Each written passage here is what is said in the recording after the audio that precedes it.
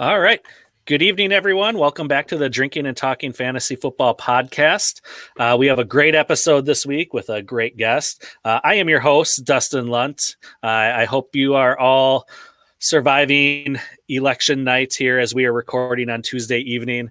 But we won't be talking too much about that tonight. We're here to be a distraction from everything else that's going on. So glad you're joining us. If you're watching live here on YouTube, I should introduce my co-host, I suppose. Jake, how are you doing this evening? God, finally, thanks for including me in your long-winded introduction, Dustin. No, I'm doing fantastic. As you alluded to, we have a fantastic guest tonight, and that always makes me happy. And the fact that we are recording and not tuning into all that other garbage you were just talking about makes me even more happy.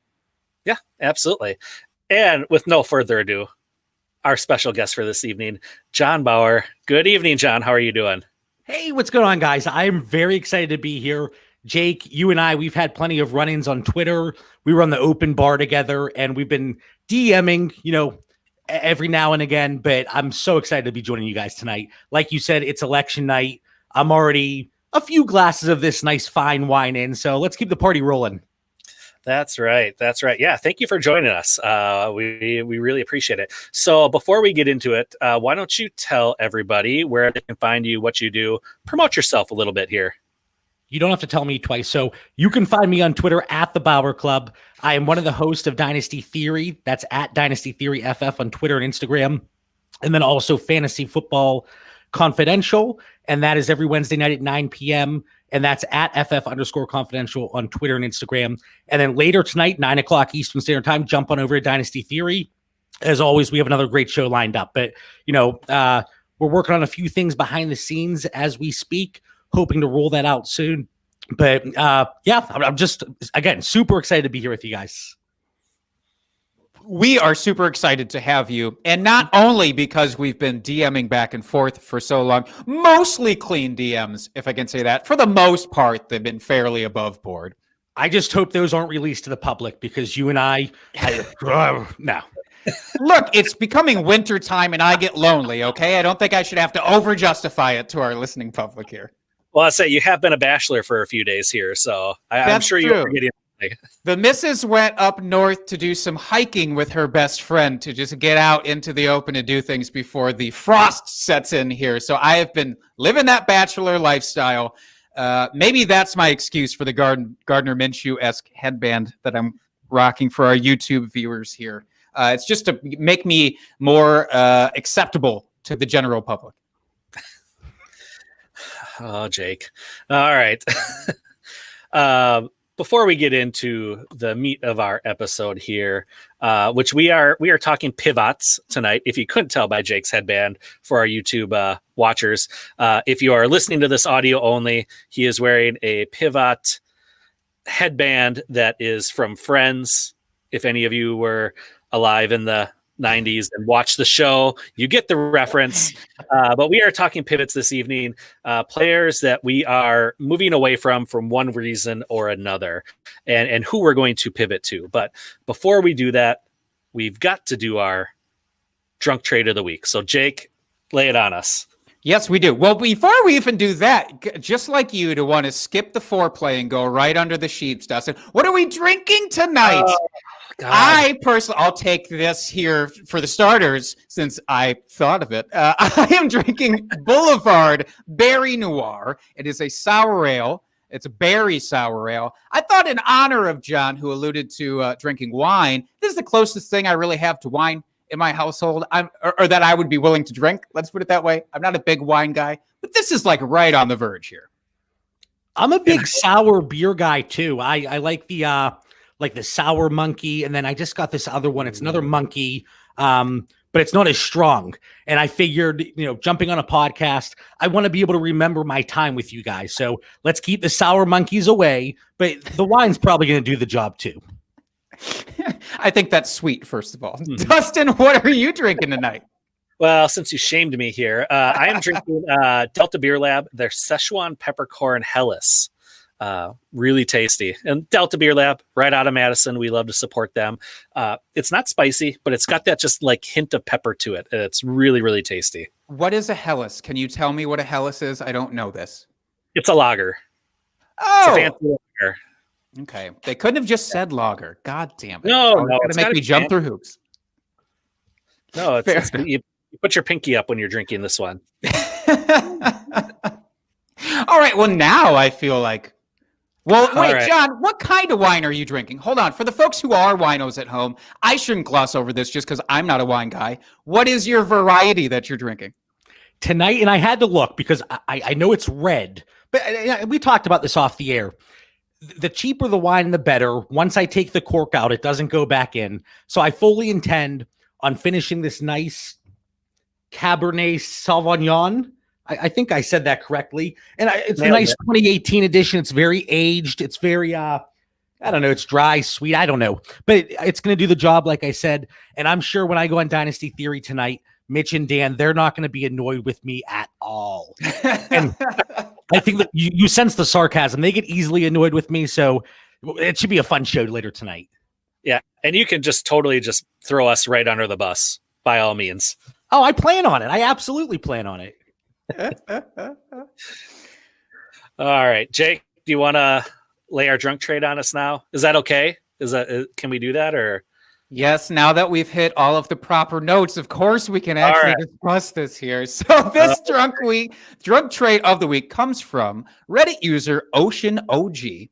They traded Tyler Lockett for T.Y. Hilton right before the season because of the veteran quote-unquote connection that T.Y. Hilton had with Rivers in the offseason. They said he was gonna fill Keenan's shoes. Yeah, was gonna. This is a redraft format. This was obviously right after the draft occurred. It's a PPR league. So imagine before week 1, you trade away Tyler Lockett for T.Y. Hilton, thinking that you had just done the smartest thing you've ever done in your life. Gentlemen, what do we think of this drunk trade? Well, first of all, John, I don't know if you guys have noticed, but multiple, and yeah, Dustin, I'm jumping right in, but multiple times I've already had to take my glasses off. I'm all hot and bothered over here. The wine's kicking in. They're actually steaming up. I'm like, I can't wear these. I have to see your bright smiling faces. But that trade, oh man. And T.Y. Hilton, he's interesting because obviously he has the name recognition, T.Y. Hilton. And I have a few friends here in Pittsburgh. And that's shocking that I have a few friends, first of all. That's very shocking. But I have to let people know that I do communicate with others outside of the fantasy world. Good call. But my one friend, he's in a league and he texts me trade questions, start sits, all that good stuff. And he drafted T.Y. Hilton. And we're going through all these different scenarios. And to clear some room, because it's a short bench, I said, drop T.Y. Hilton. He comes back to me, John, I can't do it just because it's T.Y. Again, if it were any other player with I mean, we'll stick with Green Bay. Let's say it was a Jake Kumaro or some random person like that. Yeah, no problem. I'm going to make some room. But because it's T.Y. Hilton, and that's kind of what got people in trouble during the offseason, whether it's Dynasty, a startup, redraft league, whatever. Best ball, people thought T.Y. he was going to fill in there, like you said, and be that Keenan Allen type player. But he also presented himself as a deep threat. And that just has not been the case. That offense, they've been, running it with a 3-headed monster, apparently. We have Wilkins, Taylor, and Hines. So I understand where they're coming from. Would I have advised to make that trade preseason? No. After week 1, no. But at this point, you look back on it and you feel a little bit sick because in most formats, Tyler Lockett, he is the wide receiver 1. And I don't even know if T.Y. is top 60 at this point. Yeah, that's a bad trade. And I'll admit, I wasn't super high on Hilton before the season started, but I did think he was going to rebound from what we've seen over the past couple years, being injury riddled and not playing full seasons. I thought maybe this was going to be the year he kind of bounced back to form a little bit. Maybe not that wide receiver 1 that we're used, had seen, but maybe like a solid wide receiver 2. And yeah, so I personally wouldn't have pulled the trigger on that trade. But yeah, looking now, it's just so much worse, especially after a couple of those big blow up weeks that Lockett has had. It's just like, it's just a dagger to the heart. So yeah, that's very poor, very, very poor. And go ahead. Oh, I was just going to say, I thought I saw a tweet after Tyler Lockett's massive game that was comparing him to T.Y. Hilton's entire season. And it was like Tyler Lockett scored more in week 7? 7, I think. They're all running together at this point. It's COVID. All bets are off. But T.Y. Hilton, I'm looking at our preseason projections. We actually had T.Y., like you said, Dustin, as a wide receiver too. So I was very surprised to see the lack of production and usage that we've seen up to this point. I was super high on Ty.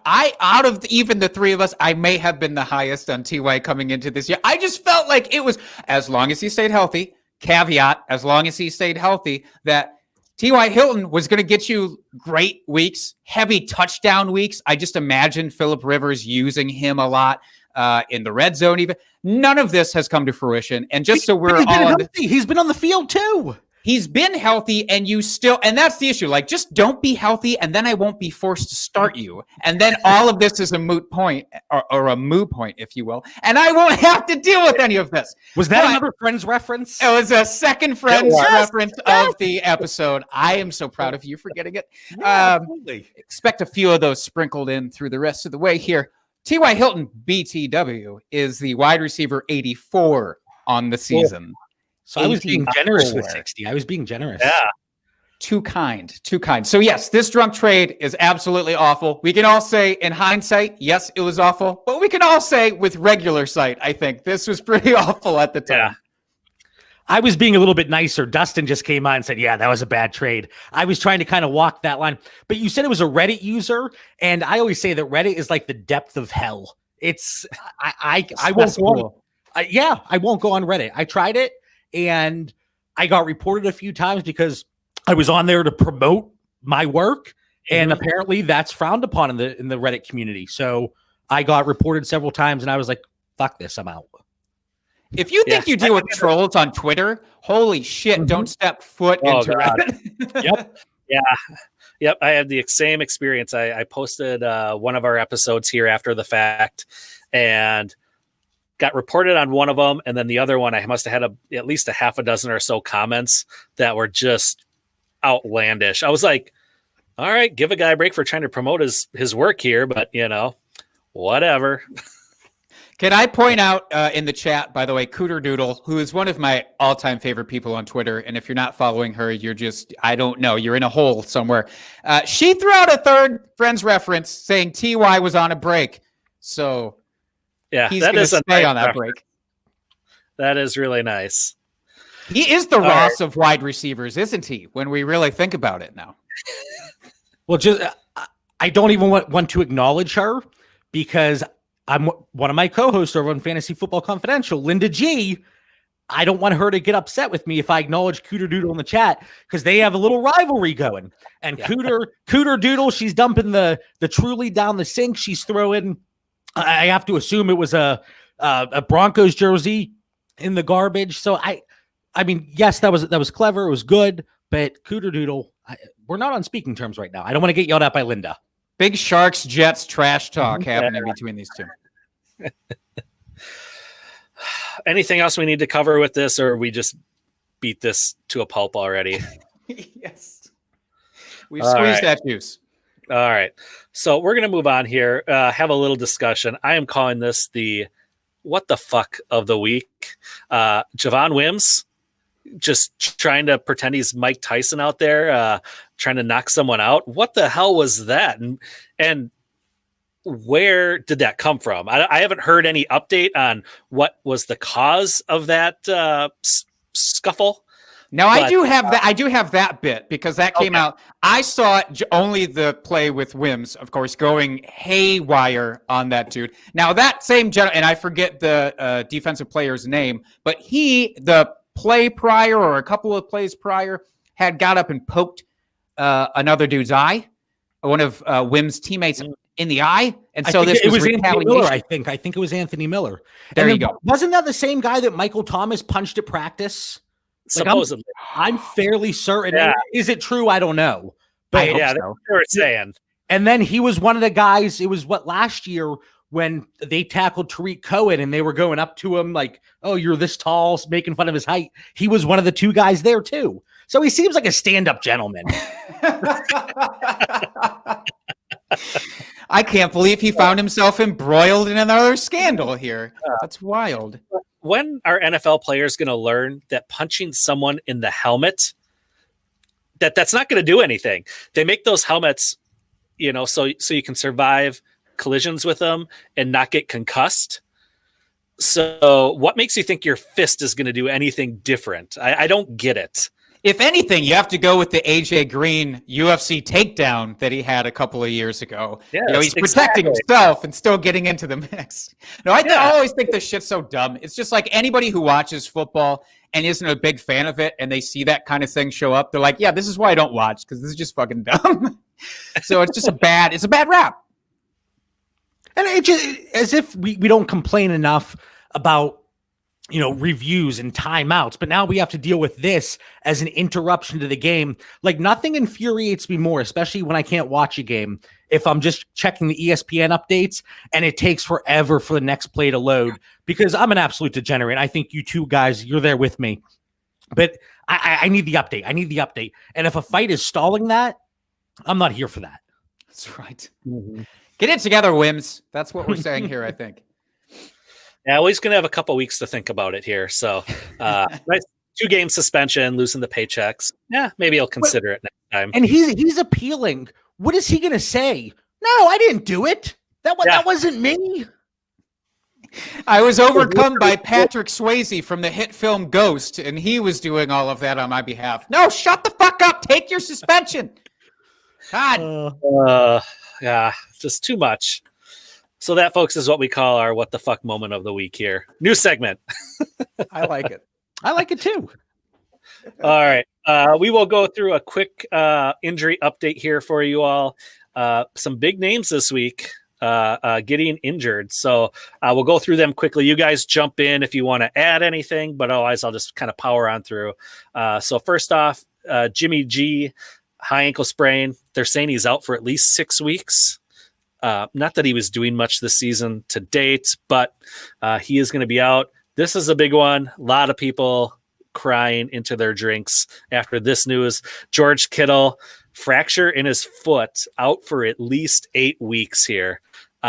This is going to kill a lot of people out there. Goodbye to my SFB hopes with that one, by the way. So let me throw this out there.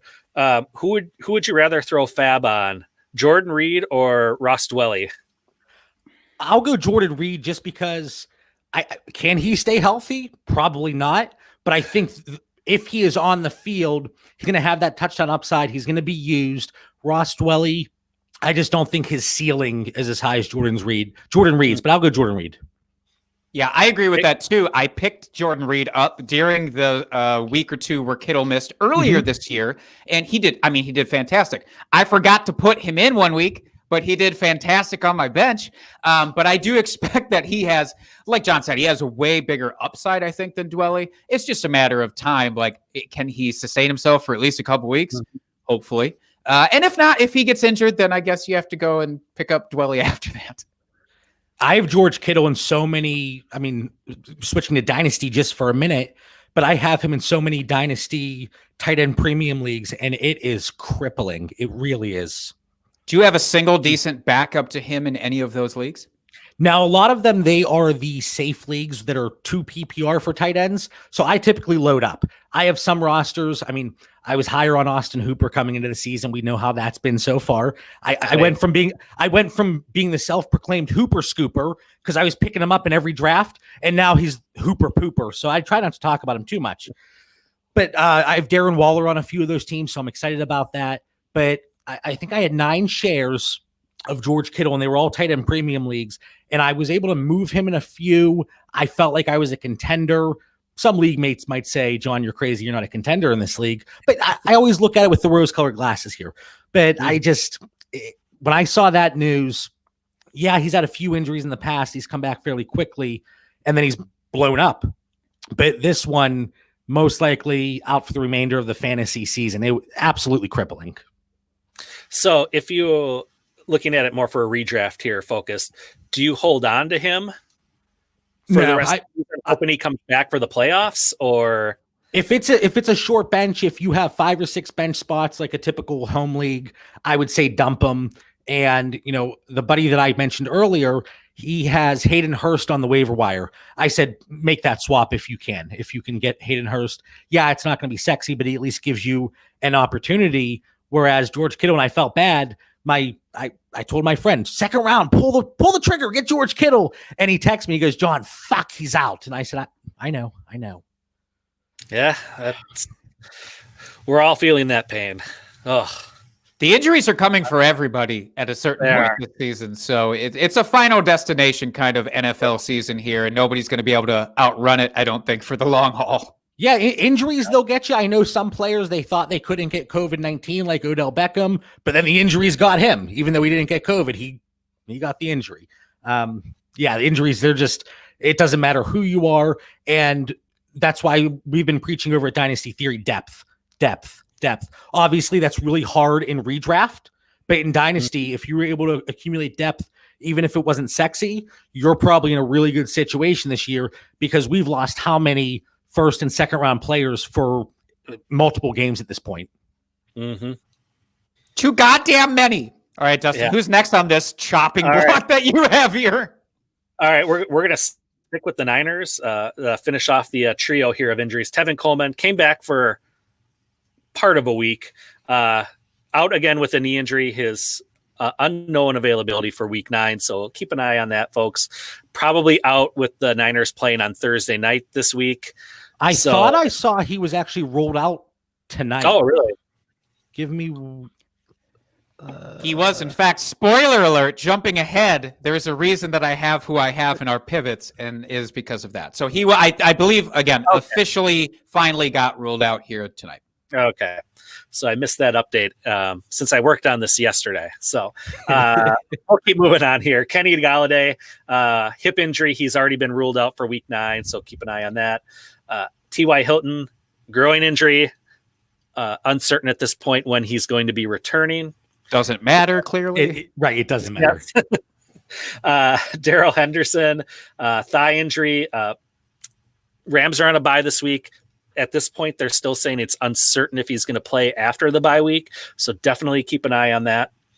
Deontay Johnson left with an injury again. He's just going to be dinged up all season, I think. I can't see him getting healthy and playing multiple weeks in a row here at this point, which is really unfortunate because I thought he was going to have a really great season. And he's looked really good when he's been on the field. But you know what they say, availability is the best ability. So Calvin Ridley, he has a midfoot sprain, status unknown. Gardner Minshew, one for our homie here. Thumb fracture, had surgery, unlikely to play in week 9. Already ruled out. Going with the 6th round pick. So that'll be interesting to see here. And then late breaking news, Myles Gaskin out. Expected to be out for 3 weeks with a sprained MCL. So those are injuries. Anything you guys want to comment on there? Yeah, once we get to the next segment, I'll be bringing up Myles Gaskin, and I'm just so disappointed and upset. And I saw it.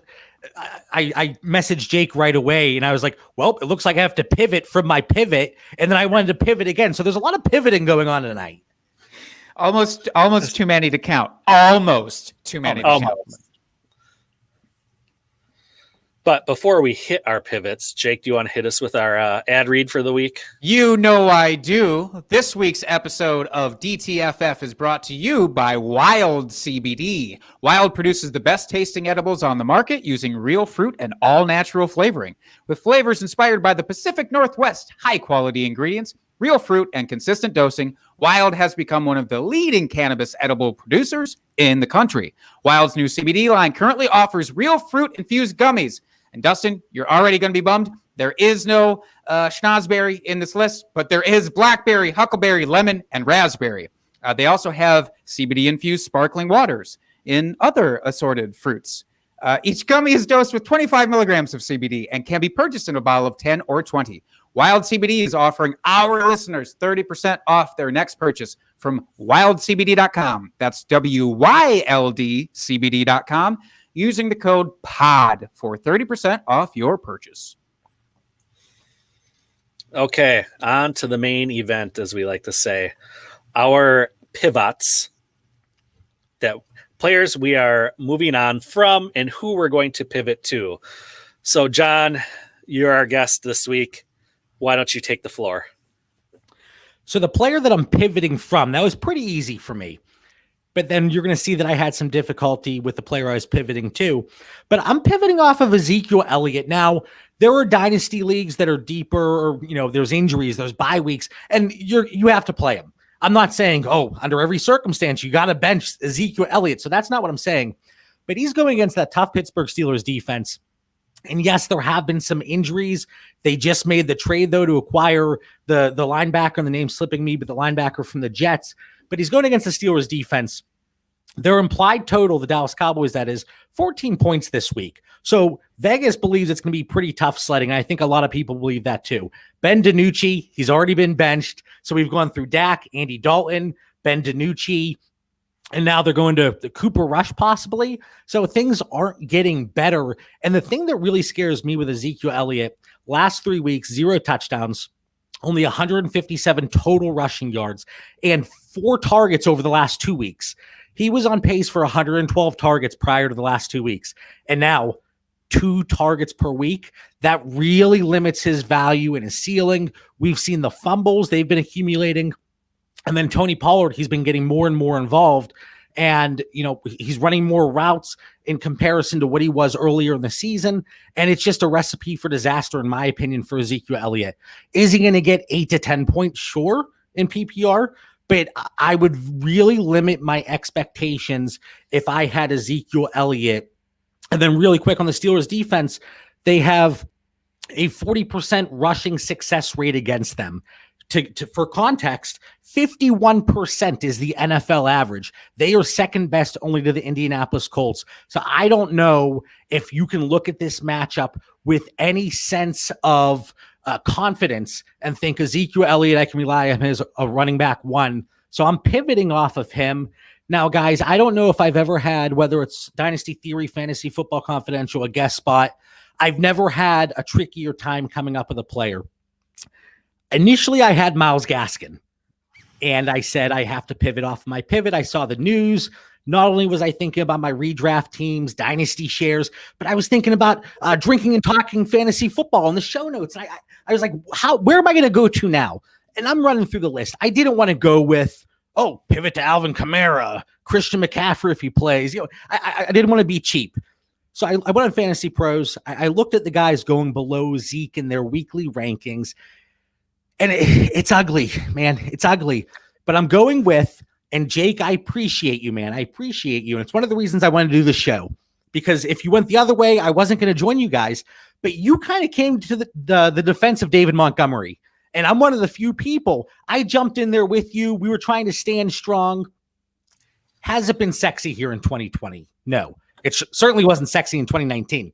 But David Montgomery, he's going against the Tennessee Titans defense. And I talked about success rate for the Steelers defense, where they were second. Tennessee Titans, they were ranked 28th. So not very good.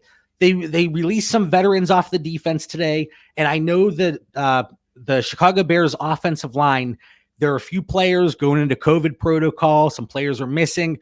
And that's why I was like, should I pivot off of this? But I was like, no, just like Jake did. I'm going to stand tall, stand strong. Yeah, I'm talking to the viewers of drinking and talking fantasy football and saying David Montgomery will outscore Ezekiel Elliott in Week 9 in full PPR. So yes, it's happening. It's happening. And I try not to make guarantees, because if I make a guarantee, I always fall short. And Myles Gaskin was one of my guarantees, and that went really well. But yeah, David Montgomery, I like him here in Week 9. I've liked him throughout the regular season here. Is he a sexy pick? No, but he does offer that upside in the passing game as well. And the Tennessee Titans, they've been giving up some touchdowns to running backs. James Conner, Gio Bernard, David Johnson, they've had solid games against this defense. So I think David Montgomery, if there are issues on the offensive line, he's going to get a lot of checkdowns there. So I'm very excited to see what he does this week. Yeah, I like that. He was one of my if we had time for a second pivot player, he was my running back pivot for a lot of the same reasons you said. Here's his schedule for the rest of the season, teams he's going against. And it's just, he's got such great opportunity. As you said, he's got Tennessee this week, going against Minnesota next week, which tough matchup. Then he's got his bye. Then Green Bay, Detroit, Houston. None of those scare me whatsoever as far as defenses. Plays Minnesota a second time, division game, but then ends the season with Jacksonville and Green Bay. Like, those matchups, with the exception of the 2 Minnesota games, are just money. Like, he should be able to eat, to steal Zeke's thing there. He should be able to eat the majority of the season. And I love that call. He's not even just stealing his fantasy points. Now he's stealing his catchphrase. That is fucking cold. That is stone cold. And I love it. And that's why you have to pivot off of Zeke, because now he has no fantasy points. He has no catchphrase. He's useless here in week 9. What even is he at this point, right? He's not David Montgomery, who's going to... I do love that you said that, though. I just feel like Montgomery gets shit on so much. And I am not a guy to say that he is a world-beating running back, that he is this top 5 in the league talent or anything of the sort. But you have to just respect, 1, his volume, and 2, what he's been able to do behind a suspect offensive line, at least in terms of the running game. And just based off of those 2 factors, like, he's going to do enough. He's going to do enough to make you happy. And you add a touchdown or 2 on top of that, which hasn't, unfortunately, been his forte so far. The positive regression. Did you say his forte? Another Chicago Bears reference? I don't want to drop this, Mike, because it will be a loud sound for the listener. But yes, yes, yeah. So I'm very happy that you brought him up. I would absolutely feel no troubles in starting him. And 2 more things, random tidbits. David Montgomery, if you go on PFF and you look at their elusiveness rating, out of all running backs, I think it was with at least 100 carries in, was it 50 carries, 100? He ranked second in elusiveness. And I don't remember the exact threshold, but, and then another thing, you talk about the offensive line, because it's been so bad. If you look at, and let me see if I can get this right, yards before contact per attempt, it's one of the lowest in the league. He's getting hit in the backfield every time. Yes, and not in the good way either. It's in a way that's negative for people. Wait, is there ever a good way to get hit? Some people are big fans, John. Some people are big fans of getting hit in that backfield. You got to explore Reddit a little bit more clearly. Well, a comment from the chat here from our friend Mike, friend of the show. He says, "John, you're sexy, even if Monte isn't." Mike, you're going to make me blush even more than I am. And I told Jake and Dustin, as I have wine, my cheeks are going to get super rosy. But now I think I'm just straight blushing because of what Mike said. So thank you. All right, Jake, why don't you hit us with your pivot? Okay, I'm going to pivot from a Thursday night backfield to a Thursday night backfield. So if you had planned on starting a Green Bay running back, I am encouraging you, please don't do that this week.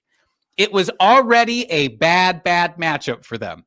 The San Francisco 49ers, second fewest points per game allowed to running backs. Even Aaron Jones was going to have some troubles going against them. It looks, by all accounts, they are very pessimistic that Aaron Jones even starts. I'm just and especially for this kind of thing, like, just pretend he's not. It's not going to turn all of a sudden, because Green Bay is very cautious about resting their players, sitting them if they're not 100%. Pretend he's not playing, because he ain't. So Jamal Williams is also out. A.J. Dillon also out because of the whole COVID thing. They're both contact and have to sit due to COVID.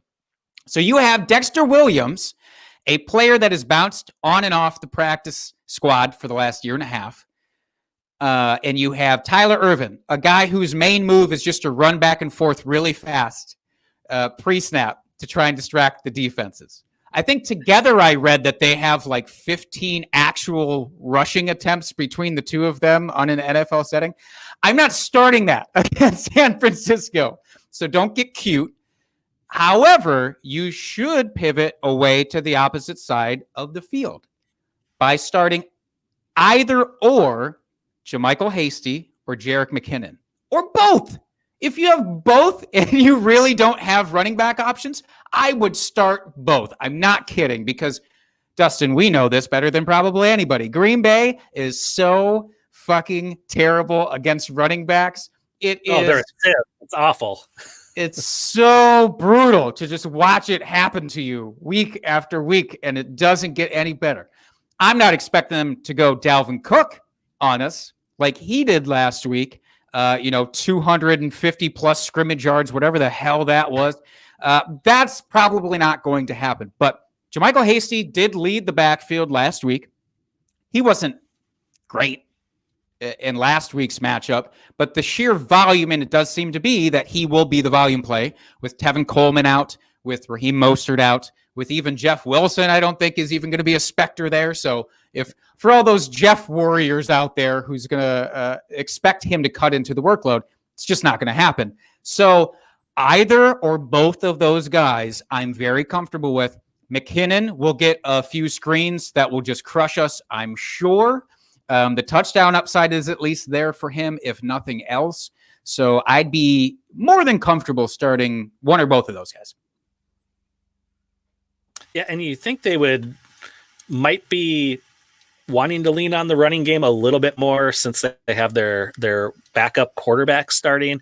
Now, I know Mullins has played well in the past, and he's familiar with the offense and whatnot. So maybe they don't have to lean on it quite so much, but especially going against Green Bay's secondary, you would expect them to lean on the run game a little bit more, kind of like what the Vikings did this last week against us.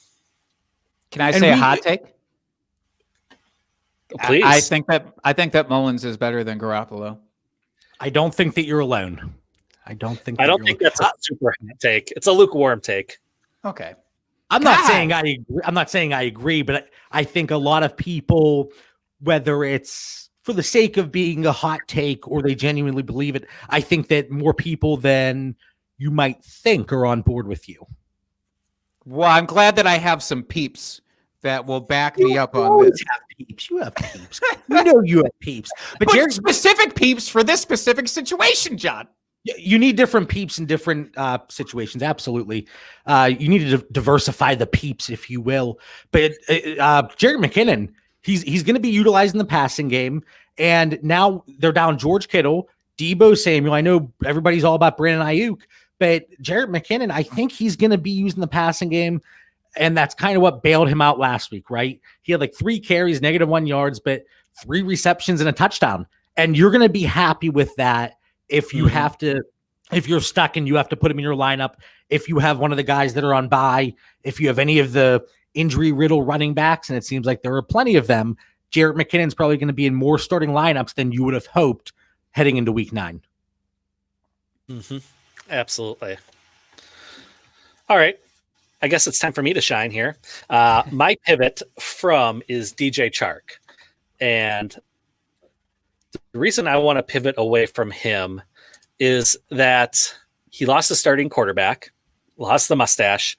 We've got a rookie 6th-round pick coming in.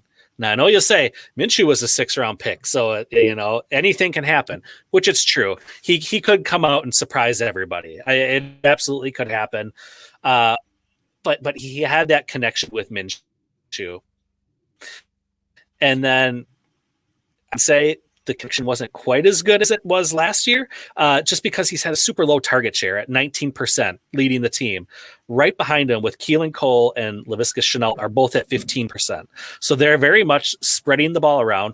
And whether that's a function of terrible offensive line or I don't know what, but he's spreading the ball around and not focusing on DJ Chark like he was last year when he had his big breakout year. And Chark has a fairly tough schedule here the rest of the way out. So who I want to pivot to is Marquise Hollywood Brown.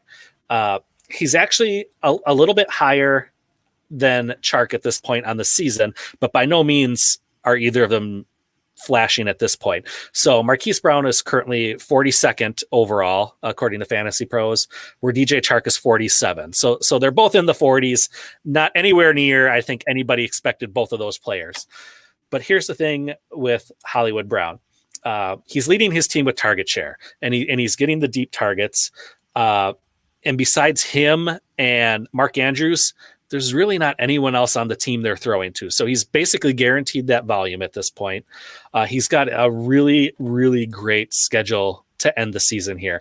He's got 2 matchups the next 2 weeks that are kind of tough with Indianapolis and New England. But after that, he's got great matchups across the board here, which should allow him to get back to what we've been seeing. And then here's the big thing with him. He's only got 2 touchdowns on the year so far. So I expect that to improve. While I know the Ravens offense as a whole has taken a step back this season, efficiency wise and everything they were doing last year, I still expect him to rebound in that touchdown department. And he's going to break a bunch free here. It's just a matter of time. And like I said, with his upcoming schedule, it's going to happen. So that's who you should be pivoting to. With authority, he says it. Just fucking slams the ball at the end. If it were Jake, I might go off a little bit, but Dustin, I like you. You're the part of the duo here that I actually like. As I say with a smirk. I love both of you. I love both of you. But Hollywood Brown, he's somebody that I just couldn't get on coming into the season, and for the reasons that you talked about.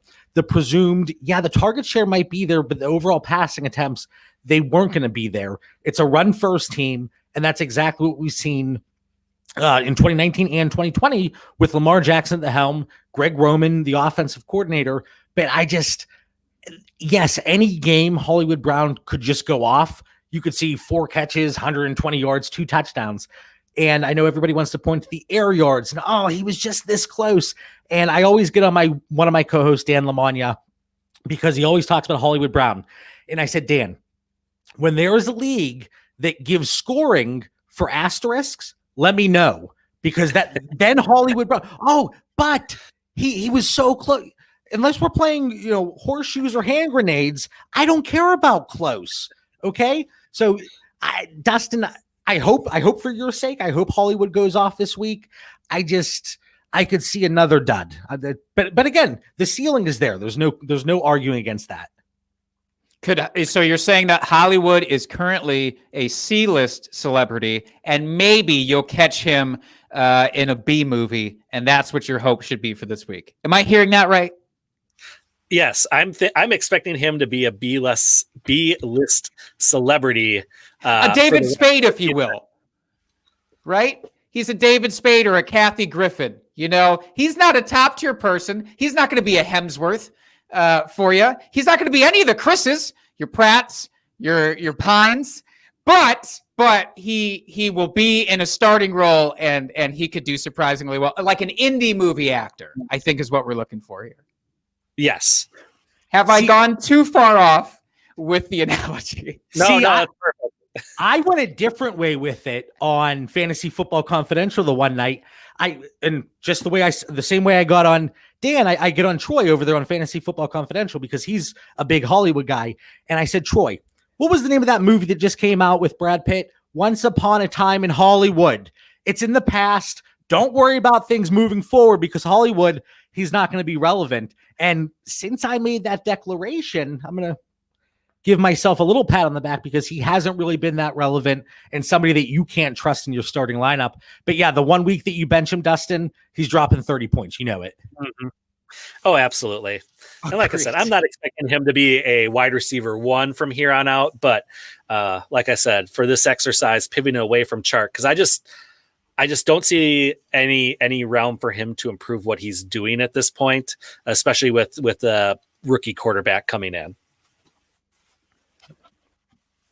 I believe that. I'm terrified of Chark just in general, just to really harp on that. He's already he's had so many targets and he's not done well even with those targets. I refuse to trust Chark from this point out. And he's only scored more than double-digit points once this season. If that tells you anything. From a dynasty perspective too, I know, John, stop going to dynasty. Well, you brought a guy from Dynasty Theory on. What the fuck did you think was going to happen? You do you. I'm going to do me. I always do.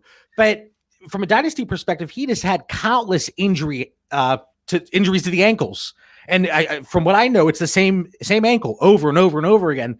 And yeah, I know people don't want to talk about injury prone, but whenever the same injury continues to happen to the same body part over and over and over again, you got to start looking at that. And that is a red flag. So whether it's this week, rest of season, 2021 beyond, DJ Shark Dust, I completely agree. I think there's a red flag there.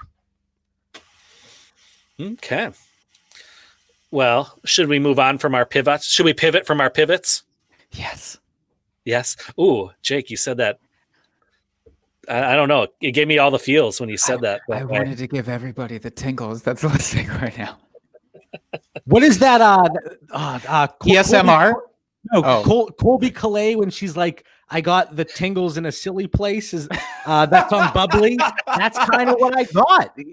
It's a silly place. I aim for the silly place more often than not. So I think that you're onto something there. Yeah. It's kind of like when I climb the rope in gym class.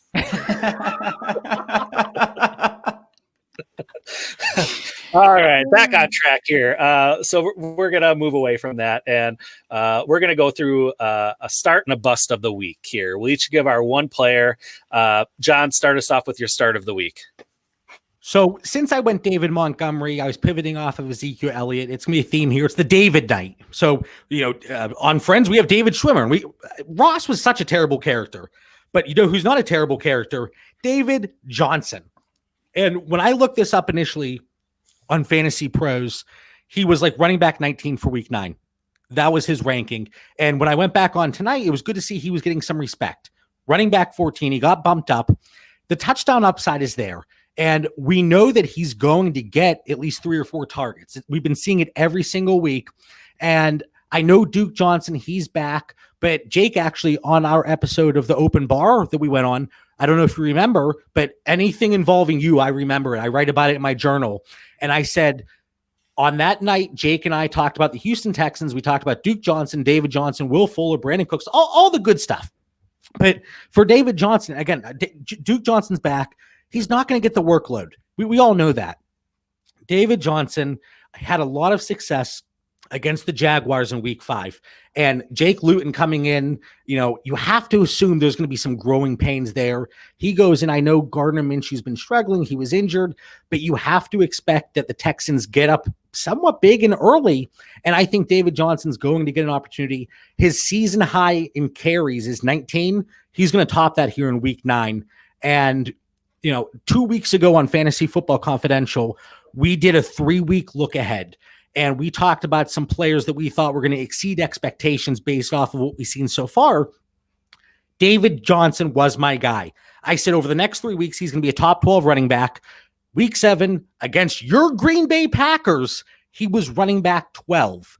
And I think we're going to continue to see that here, especially week 9 against the Jaguars that, things aren't looking great there, especially with the rookie quarterback coming in. I think David Johnson, he's going to find the end zone. He's going to have at least 20 carries. He's going to be a guy that you want in your lineup in week 9. I like it. Right. I like it so much. As somebody who has had to defend David Johnson a couple of times on Twitter, just for, again, if for nothing else, a volume play, don't worry about the Dukester. Yes. The Dukester ain't messing with nothing. People hate the Davids, apparently, and people hate the volume plays. It doesn't have to be sexy. I just want the fantasy points. That's all I want. Mm-hmm. Absolutely. Jake, hit us up with your start. So in honor of this episode, I actually last minute pivoted again from what I had on here. I had listed Noah Fant, who is a great play this week. He's a great play, but nobody's not playing Noah Fant this week because tight end is such a hellhole more than normal that you can't, there's nobody who has Noah Fant that probably can't play him. Like you have to play him if Noah Fant's on your roster. So I'm not going to waste your time with this one. I'm going to do a last minute pivot. I need to instill some confidence in some folks here. Start Cam Newton. Don't get cute. Don't sit Cam Newton. Cam Newton gets to play the Jets. Almost nobody gets to play the Jets. In fact, he's the only one this week who gets to play them. They have allowed the 9th most fantasy points to quarterbacks, and a lot of that has come from rushing quarterbacks. Now, to be fair, they've played Josh Allen twice. But if you watched what Josh Allen did to those Jets, you should find a sense of security in what Cam is going to be able to do without weapons. Because that's the issue, right? Is who is Cam throwing to? Well, first of all, most of the time it doesn't matter because Cam Newton, as we all know in his long storied career, got by with Devin Funchess as his primary target, with Kelvin Benjamin as his primary target. He's never had a sexy receiving core. That shouldn't scare you off. But over the last few weeks, yes, you're right to be scared. At least these last 2 weeks where the guy gets benched for Jarrett Stidham, that's not going to instill confidence in you. But I don't have a lot of highbrow analysis for this. I just need you to know how bad the Jets are against rushing quarterbacks. And because that is basically all you can count on Cam Newton for, you cannot sit him in Superflex or 2 QB leagues. You just can't do it. Great. Agree. I have a few shares in Superflex leagues, and I'm firing him up. And actually, I would say with confidence. It helps that I have really no other options because of the bye weeks, injuries, everything else going on in this crazy year. But Cam Newton playing the Jets, and I actually think this could be I don't want to use the overused word that everyone uses. It's a sneaky week for James White. I think he really could, have a solid game here. I think we could see a touchdown out of him, a rushing touchdown from Cam, and you're going to see solid results from Cam. So I agree with you, Jake. All right. And my start of the week here is Marvin Jones going against Minnesota. As we said earlier, Kenny Golladay is out. And we saw last week when Kenny Golladay went out, all he did was get 2 touchdowns in the putrid loss against Indianapolis. He's going to be the number one here all week. Yeah, we might see some Cephas there sprinkled in, like we did when Golladay was out to begin the season. But Minnesota's pass defense is not great, and he's going to get the volume this week. And like I said, all he does is scores touchdowns. He scored 8 to 10 touchdowns pretty much every season he's been in the league. I know Jake and I talked about this in the off season here, and he's going to just light it up this week. So start him, book it. It's a done deal. Was it against the Vikings last year, the 4 touchdown game? Was it last year or 2 years ago? He put up 4 touchdowns against the Vikings, I think. I think that was last year, if I'm not mistaken. It's what got me to make a beer bet with you, Dustin, was I was so riding high on the confidence of that game. We made a much lauded beer bet on my part. I just can't shut the fuck up about it. But we made a beer bet for over 2 weeks. All he had to do was score 125 yards in those 2 weeks. And I think that came on the heels of that game, if I'm not mistaken. Yeah, and he came about, 4 yards short in the end? Two fucking yards short of that final marker. Yeah. Now, can I throw out for DFS? I would actually really consider Quintez Cephas in this, just based on how cheap he's going to be. Just as a pivot for you daily fantasy folks. Not that I'm any sort of guru, but it just feels like it's a good week for him. What about Marvin Hall too? Right, he had a solid game. I don't think he's going to be relevant with Kenny Golladay in the lineup, but my wall back here, I have Calvin Ridley in the middle, injured. Kenny Golladay over here, injured. Michael Gallup might as well be injured. But last year, so looking at Marvin Jones, it was week 7, 10 catches, 93 yards, 4 touchdowns against the Minnesota Vikings. Is that going to happen this week? You better put him in your lineup, like Dustin said. Yeah, it could. It very well could. First of all, John, protect that bottom left jersey with your goddamn life. After you just rattled off all of those names that are injured or should be injured, you treat him with respect. Right. No, he's safe because he already came off of an injury. He's fine. Right. He missed some time. There was a stretch where, Devontae Adams, Allen Robinson, Calvin Ridley, they were 3 of the top 8 fantasy receivers this season. And every night on Dynasty Theory and Fantasy Football Confidential, I would kick back and look at this wall. I call it the wall of targets. And then it was I'm going to start putting X's over them every time they get injured. It's just, please, yes, Devontae Adams, stay healthy, just an absolute monster. And I think going back to Dynasty just one last time, I think he needs to be in the conversation. I know he's older and he's getting ready to go in the grave because he might as well be dead in Dynasty, but I think he needs to be in the conversation for the wide receiver one in Dynasty. I really do. I really believe that he could put up 40 points any given night. Talk about tickling my silly parts. Sir, you've just done it because, yeah, I'm all aboard. Same here. You're not going to get any arguments from this podcast here. All right. Let's move on. Bust of the week. Wait, really quick. I'm so sorry. I'm so sorry. Jake, again, I have kind of a weird memory. Like I remember everything for better or worse. But you and I jumped on with Kate and Michelle on that live feed the one night. And this was, oh my God, it was months ago. Mm-hmm. But I said a guy that I liked coming into the season was Jay Sternberger. I don't know if you remember. We were right on saying a tight end. It was just the wrong one. It was the wrong one. It was the right track. It was heading towards the wrong town. Or we just got off a stop too early. Okay, I'm just making your analogy worse, but you're right. It was the wrong guy. It was so and this is 2 years in a row now. And next year, I'm not going to fall for it. 2 years in a row, Matt LaFleur during the offseason said, going into 2019, Geronimo Allison, he's my slot guy. Bust. This year, Jay Sternberger, he's going to be using the slot. Bust. So next year, whoever he says is the slot guy, I am not going to pay attention. And then he's going to have 180 targets next year. Yes, I'm going to pivot. Pivot. Yes. Dustin's like, can I just talk about my bust already? Well, I don't want to brag about my bust, but we'll let John go first. All right, so this is going to be quick, and I know most of the time I'm very long-winded, and so you say quick, oh, no, that's not going to happen. But for me, and people are going to hate this because he's had 5 touchdowns in 4 games. He's been an absolute stud since coming back from his injury. A.J. Brown against the Chicago Bears. They don't miss a lot of tackles, and one of the things that A.J. Brown thrives on, more so last year than this year, but still this year a little bit, is yards after the catch, breaking tackles, making people miss, and you know, the Bears, they don't miss the tackles. They've only given up 228 receiving yards per game and 8 passing touchdowns in 8 games. The best in the NFL on both accounts. I just can't see A.J. Brown having a huge opportunity against this defense.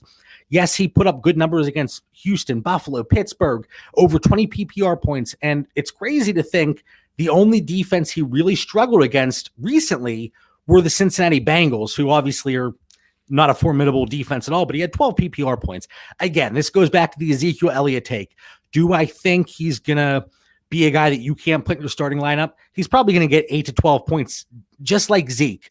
But temper your expectations. I know people have him as a top 12 play week in and week out. He's just somebody, if you look at in relation to where he was going, where people have him, he's going to be a bust on that regard. So again, don't go tell your friends and family, hey, Mom, John, he was a guest spot on the drinking and talking fantasy football. He said, bench A.J. Brown. I'm not saying that. All right. Because Jake, you know, somebody's going to listen. They're going to tweet at me. You said to bench A.J. Brown. I'm not saying that. It's going to be me from my burner account, by the way. It's going to be not Jake Trowbridge. This is not Jake.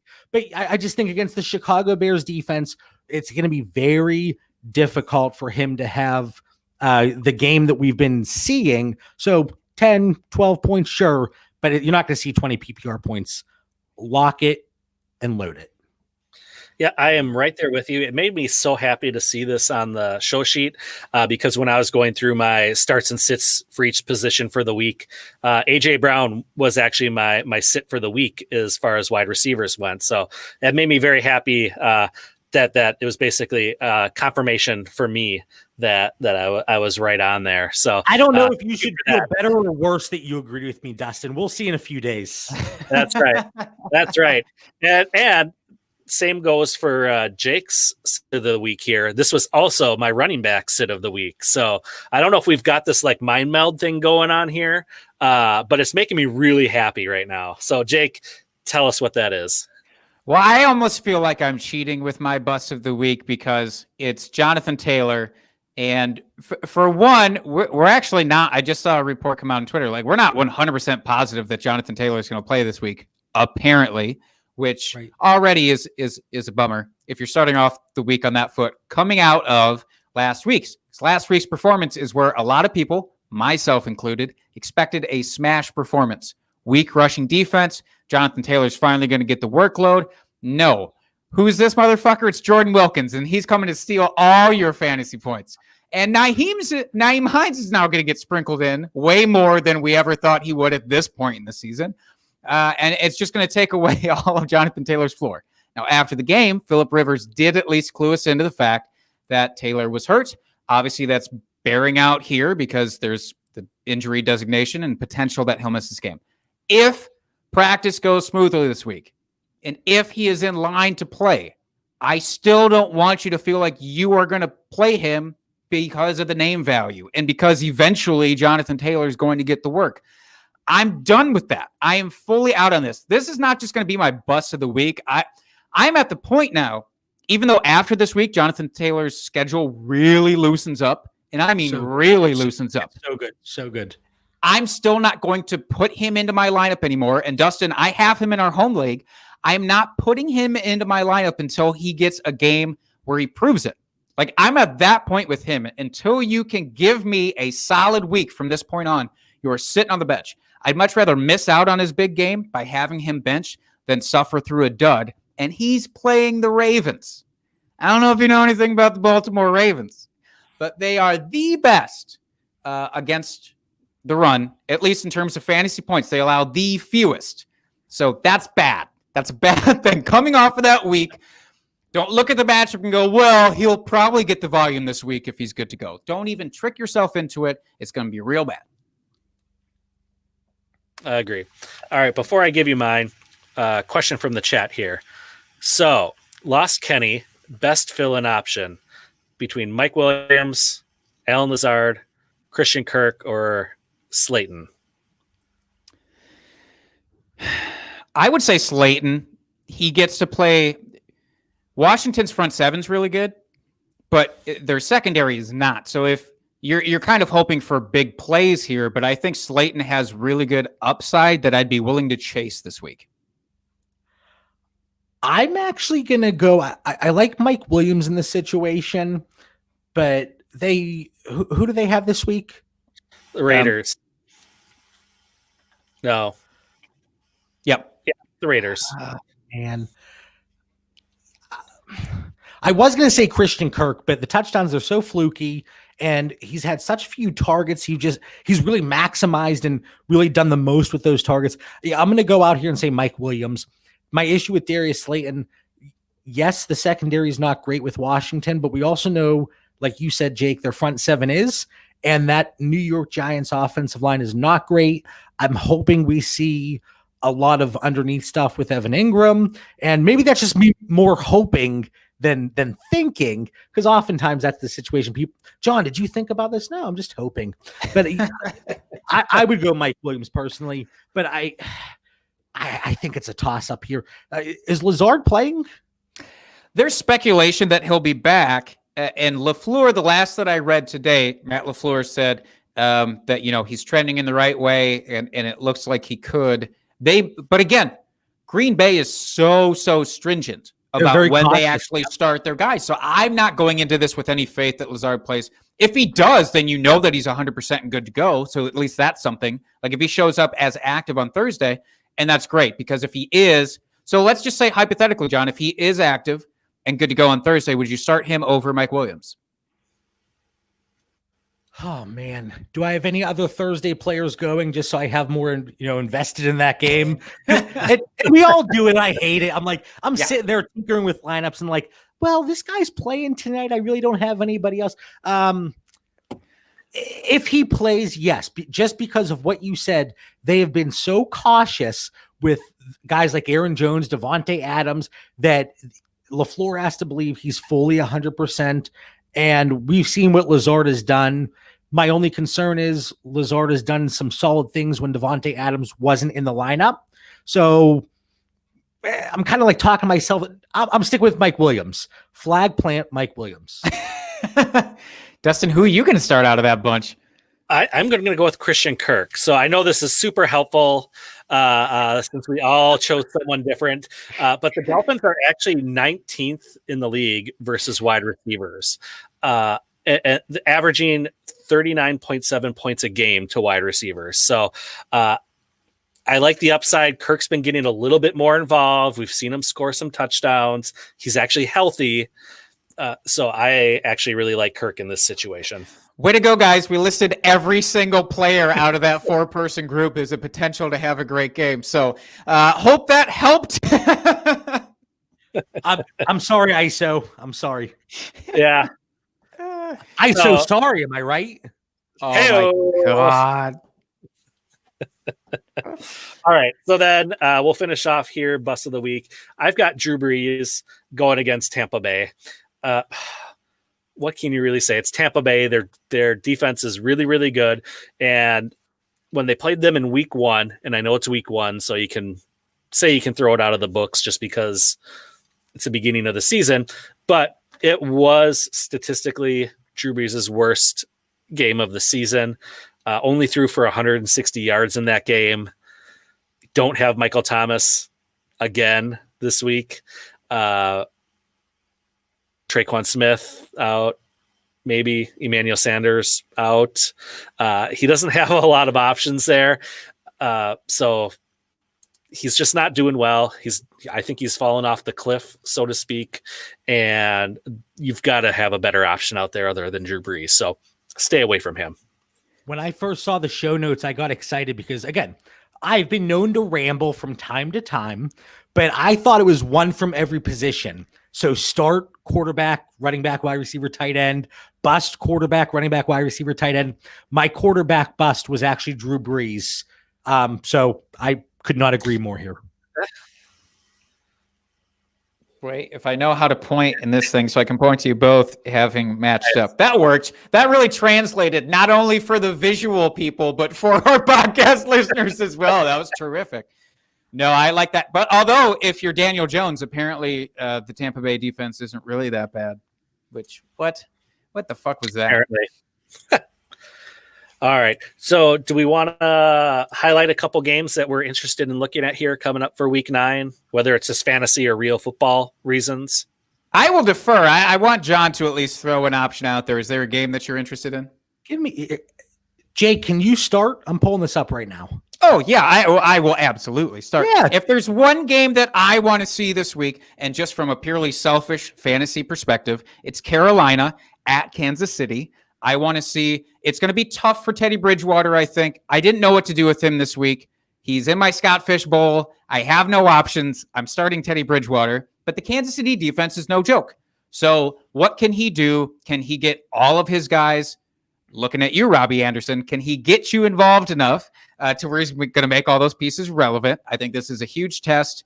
Obviously, Carolina is so weak that it's just going to also be a spectacle to see how many points that Patrick Mahomes puts on them.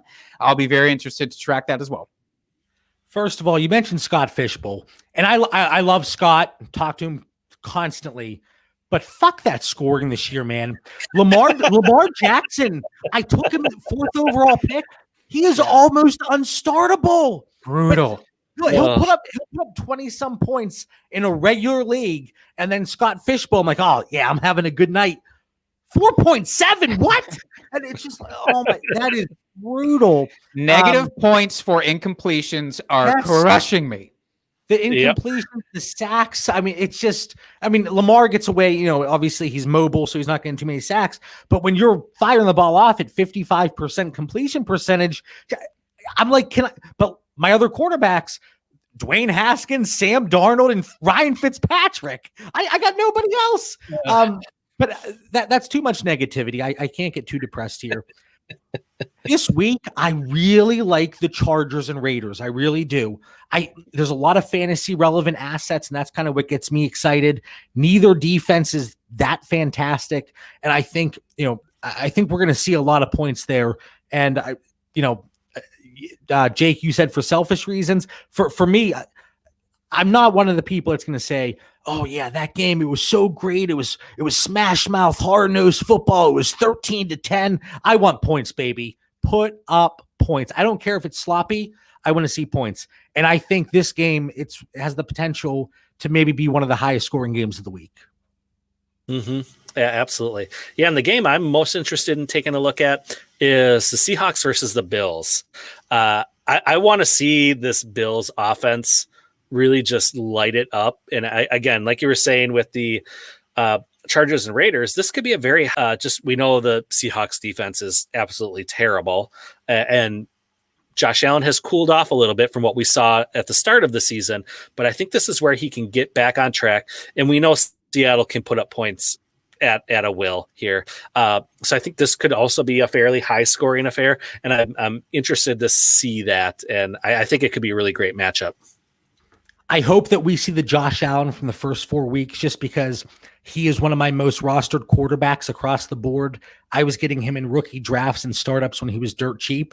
And the first 4 weeks, I was tweeting at people. I was like, where are all the haters now? Show yourself. And in the last 4 weeks, I'm like, no, I delete tweet. I hope that we see the Josh Allen from the first 4 weeks, because there have been some, issues along the offensive line. Some players were missing time. I mean, the defense, some players were missing, but I don't know what it is. I mean, John Brown being out of sync there, I don't know. You still have Stephon Diggs, Cole Beasley, Devin Singletary still there.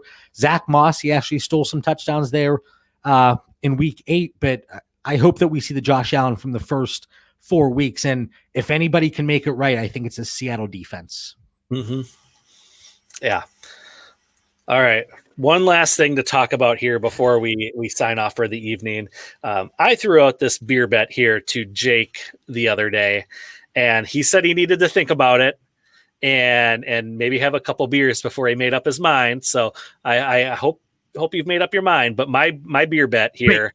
Can I pick a side and get in on it one way or the other? Oh, absolutely. Yeah. So I think that this week Nick Foles is going to throw for more yards than Ryan Tannehill, and they're playing each other. This is such a fucking gross bet. I'm just shamed that you thought to write this into our show sheet. That's what I can't get over. You took time to type this in. So you're saying Nick Foles is going to throw for more yards only. This is not fantasy points, just strictly yards than Ryan Tannehill. So, right, they face each other.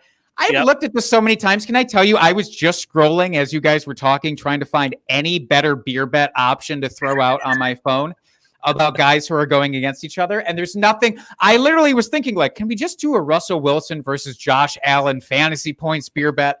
But let's stick with your grossness. Here. Now, John, I do want to let you in on what happens if you lose this thing. I don't know if you've seen a losing beer bet here. I'm listening. Typically, the loser of the bet has to chug one of the more disgusting beers that the other person can provide. Now, here's where it gets interesting. It's because I, first of all, think we've already talked about kind of moving this in a different direction, because it'd be very difficult to get you a gross beer. Obviously, from our end, we live right next to each other. It would take a lot of mailing work to get you this. I could go pick one up. I could pick one up. But I was thinking, Dustin, you tell me if I'm crazy here. I think a way to go about it. We are both big fans of the show Brooklyn Nine-Nine. John, have you ever watched the show Brooklyn Nine-Nine? I have seen several episodes, but I have not seen it all the way through.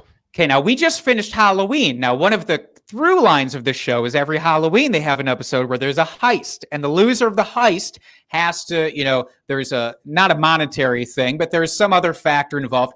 But they also have to look the winner in the eye and tell them, what is it, Dustin? You are a genius / great detective, whatever the hell it is. You're an amazing detective / genius.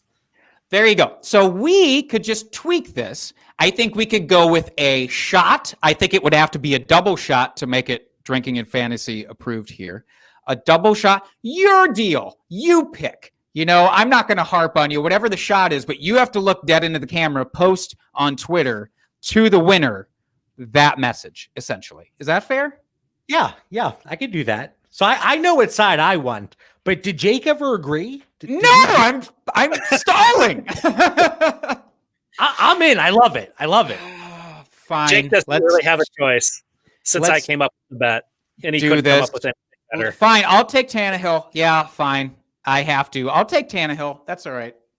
I will take Nick Foles.